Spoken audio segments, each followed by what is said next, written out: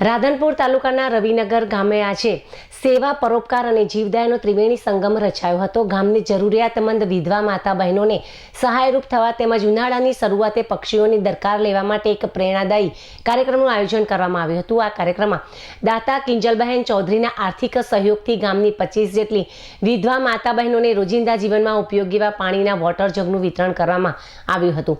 આ પહેલનો મુખ્ય હેતુ વિધવા બહેનો પ્રત્યે સામાજિક સંવેદના પ્રગટ કરી તેમની દૈનિક જરૂરિયાતોમાં મદદરૂપ થવાનો હતો।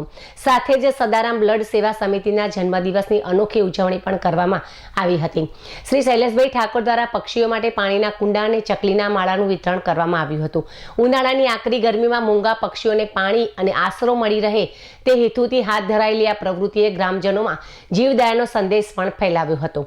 આ પ્રસંગે અનેક મહાનુભાવો ઉપસ્થિત રહ્યા હતા, જેમાં પરેશભાઈ ચૌધરી, ડોક્ટર હિતેશભાઈ ચૌધરી અને આરોગ્ય કાર્યકર ચિરાગ ચાવડા, રવિનગર પ્રાથમિક શાળાના શિક્ષક અર્જુનભાઈ અગ્રણીમાં, પુંજાજી ઠાકોર, લીલાધરભાઈ ઠાકોર અને મહેશભાઈ ઠાકોર। આ સેવાકીય પ્રવૃત્તિએ સમાજના સહકાર અને માનવતાના મૂલ્યોને મજબૂત બનાવ્યા છે, જે અન્ય ગામો અને સંસ્થાઓ માટે પણ ઉદાહરણરૂપ બની રહેશે।